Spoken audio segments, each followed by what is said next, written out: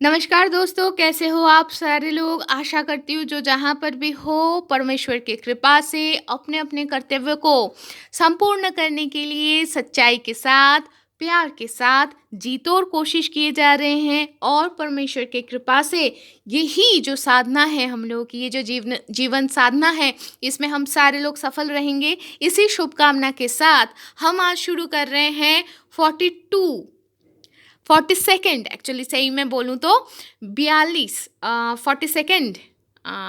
Episode नन्हे इंसान की, लेखिका श्रीमती बानी पात्रो। तो चलिए दोस्तों शुरू करते हैं। अ, चलिए देखते हैं, पढ़ते पढ़ते ही जानेंगे क्या क्या है क्या नहीं है इस आज के एपिसोड में। तो अणु की बात सोचते सोचते टैटा अकेले अकेले ही घर के अंदर काज काम करती रहती है।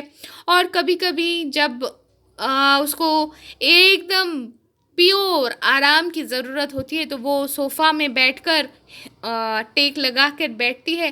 तब टैटा अपने आँखों के ऊपर जो चश्मा है ना, वो पहन के दूर का जो दृश्य है वो सही से देख नहीं पाती है। लेकिन ये जो गोंफ जहाँ पर होता है ना, मतलब मूछें जहाँ पर होती हैं वैसे लड़कों के होते हैं, लड़कियों का नहीं। लेकिन वो जगह पे अगर वो चश्मा लेके आती है तो वो एकदम साफ साफ देख पाती है।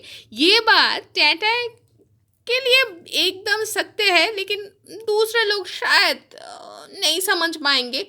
लेकिन सच्चाई जो भी हो, मिथ्या सच झूठ जो भी, जिसको जो भी लगे, लेकिन ये तो टैटा की एकांत एकदम एकांत सच्चाई है, मन की बात है। और ऐसे ही बहुत सारे बातें वो सोचते सोचते अपने ही घर की जो बरामदा है वहाँ पर जाती है। बरामदा से रास्ते में निकलना तो भैया अभी, मतलब क्या बोलूँ, अलाउड नहीं है, क्योंकि भाई वहाँ पर कोरोना जो वायरस है ना, वो शेर की तरह छुप के बैठा हुआ है। वैसे शेर छुपता है या नहीं मुझे नहीं पता, लेकिन वहाँ पर वो चारों तरफ घूम रहा है, तो रास्ते में जाना मना है। इसीलिए टैटा है वो अपने एकदम चकाचक साफ जो अपना शौक का जो बगीचा है, जो बहुत सालों से उसने बनाई है, वहाँ पर जाके कितनी वो घूमती रहती है और कितने सारे दिनों की, कितने सारे पुराने दिनों की बातें उसको याद आ जाती है। अभी के लिए अगर बोले तो उसको याद ऐसे आ रही है कि तब तब बरामदा नहीं थी, है ना? बरामदा नहीं था और तब रॉक था। और उसी समय 3 पैर के जीवन में टैटा के पिताजी उसी रॉक के ऊपर उठकर घर के अंदर आ जाते थे। और फिर दूसरे दरवाज़े से वो जो निचला हिस्सा जो घर के पीछे पिछवाड़े में जो घर के जो पीछे के साइड में जो है जो एक निचला ज़मीन था, मतलब थोड़ा-सा डाउन जो लो लैंड था, वहाँ पर अमृत फल, बेल का जो फल होता है, वो उसका जो दाना या बीज लाके बोए थे। टैटा के पिताजी बहुत ही सुंदर से हँस के बोले थे कि अगर बेल ना फले तो क्या हुआ? फल अगर अमृत फल अगर नहीं मिला तो कोई बात नहीं, इसका जो बिल्व पत्र है, वो ही खा लूँगा मैं चबा-चबा के। तो जब वो लोलैंड को ऊँचा करना पड़ा, मतलब जैसे लोलैंड बोले तो घर की ज़मीन के समान समान में सेम लेवल में लाने के लिए खूब सारे मिट्टी डालना पड़ा। मिट्टी बोलो, बहुत सारे काम करने पड़े। तो उसी में वो जो दाने थे बेल के पेड़ का, वो दाना भी नीचे चला गया और उससे अंकुरोद्गम नहीं हो पाया। लेकिन फिर कुछ दिनों बाद और कहीं से बाहर से बेल के ही बीज आकर खुद से गलत जगह पे टैटा की ज़मीन में ही बेल का पेड़, बिल का जो या बेल का जो पेड़ है वो पनप गया। तो फिर टैटा उसको लेकर सही जगह पे वो लगा दिया। अभी अभी पता है वो पेड़, वो नन्हा सा पेड़, वो उस नन्हे इंसान के हाथों से धीरे धीरे धीरे धीरे पनपते पनपते आज विशाल वृक्ष बोलूं या महीरू बोलूं, ऐसा हो गया है। उसमें कितने सारे बेल आते हैं और उसमें कितने हजारों पत्ते हैं। कुछ सूखे पत्ते, कुछ कम सूखे पत्ते, कुछ बहुत ज़्यादा सूखे पत्ते झड़ जाते हैं। और वो जहाँ तक झड़ते हैं कितने सारे तरीके का आवाज़ होता है। और उसी सारे शब्द के साथ कितना कुछ और भी बहुत अद्भुत तरीके का शब्द भी मिल जाता है, मिश्रित हो जाता है, और वो शब्द बहुत सारे तरीके के भूतों का प्रेतात्माओं का होता है।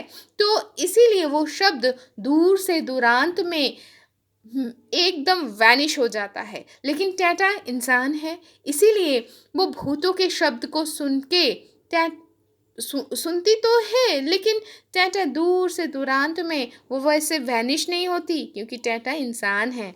वो स्थिर होती है, स्थिर होकर वो सारे अद्भुत शब्द सुनती है, उसी पेड़ के नीचे खड़े होके निर्भीक चित्त में। अभी तो लॉकडाउन के लिए अणु के पिताजी और कभी बाहर नहीं निकलते, क्योंकि सीनियर सिटीजन है। तो भैया कोई काम, मतलब काम के सिलसिले में बाहर जाना मना है। तो आज चैंचैं और निर्भीक होकर सुनती है, और उसके साथ अणु के पिताजी भी रहते हैं। तो अणु के पिताजी अभी सीनियर सिटीजन हैं, तो इसीलिए वो लोग बाहर जाने से उनको उनके ऊपर सारे सीनियर सिटीजन के ऊपर पाबंदी है। अनु के पिताजी अभी संपूर्ण रूप में एकदम घर में बंदी हैं। तो जो इंसान पूरे ज़िंदगी भर अपने कर्तव्य को ढोने के लिए नहीं, अपने कर्तव्य को पालन करने के लिए हमेशा बाहर काम काज में ही अपने आप को व्यस्त रखे थे, आज उनके लिए ये एक भयंकर पनिशमेंट हो गया है। लेकिन सही मायने में ये सिर्फ उनके लिए नहीं, घर के लोगों के लिए भी वो एक पनिशमेंट हो गया। भाई कभी वो जो घर में नहीं रहते वो करेंगे क्या? तो चलो देखते हैं। अभी उनके पास तो कुछ करने की है नहीं। इस परिस्थिति से भी उभरने का कोई रास्ता है नहीं। अभी अणु के पिताजी के जीवन का लक्ष्य कुछ जो है अभी भी पूर्ण नहीं हुआ है, इसलिए वो उस लक्ष्य को पूर्ण करने के लिए इस समय को इस्तेमाल करना शुरू कर दिए। अब तो नौकरी में नहीं जाना है, तो उसके हाथ में समय आ गया, तो वो उसको पूर्ण करने में जुट गए। तो भाई हमारे अणु की जो माँ है टैटा, तो टैटा वो तो कब का अपने जीवन का लक्ष्य भेद कर अभी इस दूसरे जीवन में आ गई है। कितने सारे उतार चढ़ाव, कितना पथ अतिक्रम करके टैटा अपने जीवन के लक्ष्य को भेदी है। नए जीवन में टैटा क्या पाई और क्या नहीं पाई, वो लेकर टैटा कभी हिसाब नहीं लगाई। नए जीवन में पहले दिन जब वो पहले कुछ दिनों में जब वो कुछ लोगों के साथ चिरंतन के पास गए थे, तो सारे जब चिरंतन के सामने बैठकर बोले, पता है गुरुजी, पता है गुरुदेव, ये जो टैटा है ना, ये नास्तिक है, किसी भी भगवान को, किसी भी मूर्ति को, किसी भी देवता को नहीं मानती है। वो सिर्फ और सिर्फ अपने माँ बाबा को मानती है और किसी को नहीं। तो तब वो चिरंतन, वो जो गुरुदेव हैं, वो टैटा के सर पे हाथ रख के बोले थे कि जिसकी आस्था है वो ही आस्तिक है। सही में माँ बाबा के प्रति अगर टैटा की आस्था नहीं होती, माँ बाबा के लिए ही तो उसकी अस्तित्व है। अगर ऐसा है, अगर नहीं होती, अस्तित्व नहीं होती, तो वो नास्तिक होती। अस्तित्व है, आस्था है माँ बाबा के ऊपर, तो इसीलिए वो आस्तिक भी है। आज वही चिरंतन के ऊपर आस्था है, इसीलिए जीवन के हर उतार चढ़ाव के रास्ते को पार करते हुए टैटा बहुत दूर चली गई। दूर दूर, बहुत दूर।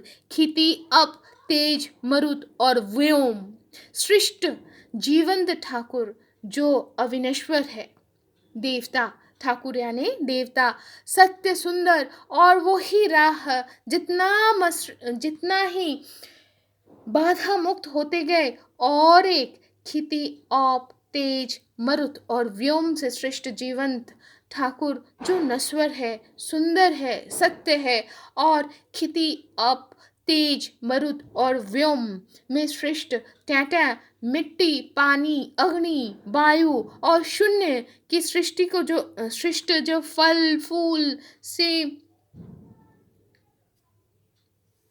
जो फल फूल कर जो उसके पास जो दो पैर में चल के जो दो पैर में चल के जो आते हैं, जो जीवन हर रोज उससे मिलती है, जो उड़ के आता है, जो चार पैर में चल के आता है, उसके बगीचा में जो लोग घूम के फिरते हैं, उन सबको लेकर टैटा सिर्फ उन सबको लेकर टैटा सिर्फ उसी चिरंतन की ही सृष्टि, उनकी ही स्पर्श को ढूंढ पाती है। बगीचा तो पूरा एकदम चकाचक साफ है। आज उस सीट में बैठकर टैटा आज भी सुन पाती है। फिर से लड़की हुई तो मन दुखी हो जाएगा। और देख पाती है कितने सारे झड़े हुए, गिरे पड़े हुए 20 बरस के हाथ, झड़े पड़े हुए जो तूफान में गिर गया था, जो दो पैर जो आपस में ताना बाना बुन के बड़े हुए थे, वो ही फिर से नए नए नए डाली नए डाली वो उगाना शुरू किया है। फिर से वो कहा, मैं जीवंत हूँ, मैं सृष्टि हूँ, मैं सत्य हूँ, मैं अविनश्वर हूँ, मैं चिरंतन हूँ, चाहे इस रूप में सही या दूसरे रूप में, लेकिन मैं हूँ।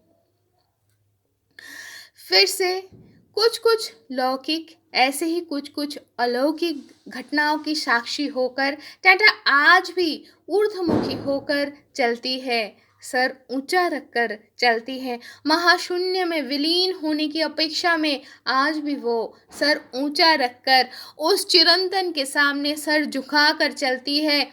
अगर कुछ रह जाएगा, कुछ शेष, तो टे टे टे टे टे वही पहली बार जो नाद, जो रोना आई थी। टाटा एक एक पर्व की जब भी कहानी खत्म करती और सोने के लिए जाती, तो टाटा को ये लगती, अगली वाली कहानी में बोल पाऊंगी क्या? ऐसा तो नहीं होगा कोरोना मुझे जकड़ लेगी? पता नहीं क्या होगा, लेकिन 65 सालों की ये जो कहानी है, ये जो मोतियों की माला है, हर एक पर्व में टाटा आज ये 42nd ये जो एपिसोड है, इससे अपने वो ही 65 सालों की जो गाथा है, ये मोती की माला जो उसने बनाई है, ये 42 जो एपिसोड की जो मोतियों की माला बनाई है, इसमें आज वो एक माला पूर्ण की। पर्व के लिखने की शंका आज दूर हो गई, टाटा संपूर्ण कर दी। वायरस की आतंक रह गई, लेकिन लॉकडाउन के जेर में एक श्रोता पाकर जो कहानी टाटा शुरू की थी, टाटा वो ही मन के आवेश में, मन के आनंद से पूरी की पूरी कहानी बोली। फिर से अगर उसे श्रोता मिली तो वो फिर से अपनी कहानी बोलेगी। टाटा कि कहानी बोलने की ये जो कथकता वो कर रही है, ये जो कहानी की जो ताना वाना बुनी है आपके सामने, इसमें बहुत सारे खामियां हैं जो लिखने में इच्छावश नहीं हुआ है, अनैच्छिक रूप से ये भूल हुई है, ये त्रुटि हुई है, सुनने में आप लोगों को सबको असुविधा हुई है। इसके लिए आपसे टाटा आप लोगों के क्षमा सुंदर जो मन है, उस मन से अनुरोध करते हैं कि वो सारे भूल त्रुटि को नज़रअंदाज करके टाटा की ये 65 सालों की ज़िंदगी का ये 42 एपिसोड की ये जो माला है, इसको आप सुनिए और जीवन की ये जो एक निरंतर गति है, इसका आनंद लेते रहिए सच्चाई के साथ और प्यार के साथ। तो आज यहाँ ही ख़त्म होती है नन्हे इंसान की यात्रा। तो दोस्तों, मैं आज पहली बार तो मैं ये कहना चाहूँगी, I am very much thankful to all of you who have encouraged me each and every day. And मैं अगर ऐसे बोलूँ कि माँ जो लिख के देती है वो बांग्ला में होती है, और मैं बहुत ही साहस करके माँ की ये सारी जो कहानियाँ हैं, उन्होंने जो मुझे उपहार के स्वरूप, आशीर्वाद के स्वरूप मुझे दी हैं, मैं उनको अनुवाद करती हूँ। और ऐसा नहीं है कि मैं लिख के इसको अनुवाद करती हूँ, जैसे जैसे मैं पढ़ती हूँ, जैसे जैसे मुझे लगता है, मैं वैसे ही वैसे बेटी होने के कर्तव्य से, जैसे हम पारंपरिक तौर पे बच्चों को अपनी कहानियाँ सुनाते हैं, ठीक उसी प्यार से मैं आपके सामने मेरी टूटी फूटी हिंदी में ही माँ की लिखी हुई कहानियाँ आपके सामने मैं अनुवाद करती गई। बहुत सारी जगह पे ऐसा हो सकता है, ऐसा हो सकता है नहीं, बहुत जगह पे आप लोगों को पता चला होगा कि मैं कुछ शब्दों का ऐसा इस्तेमाल की हूँ जिनका मुझे नहीं पता whether they are some official language और नॉट, लेकिन मैं प्यार के साथ आप लोगों के सामने मैं परिवेशित की हूँ। आज मैं अपना कृतज्ञता, अपना प्रणाम मैं बताना चाहती हूँ अपनी माँ को। आज विश्व मातृका की ये जो पूजा की दिन है, उसमें आप लोगों को बाहर अगर बैकग्राउंड में सुनाई पड़ रहा होगा, क्योंकि आज काली पूजा की दिन है, तो सबको मैं बोलूँगी शुभ काली पूजा। और बांग्ला के बाहर के सारे लोगों के लिए शुभ दीपान्विता, शुभ दीपावली सबके लिए। और अगर कोई माँ चाहती हैं कि मैं उनकी कहानी पढ़ूं, तो मैं ज़रूर बोलूँगी कि आप मुझे कहानियाँ भेजिए।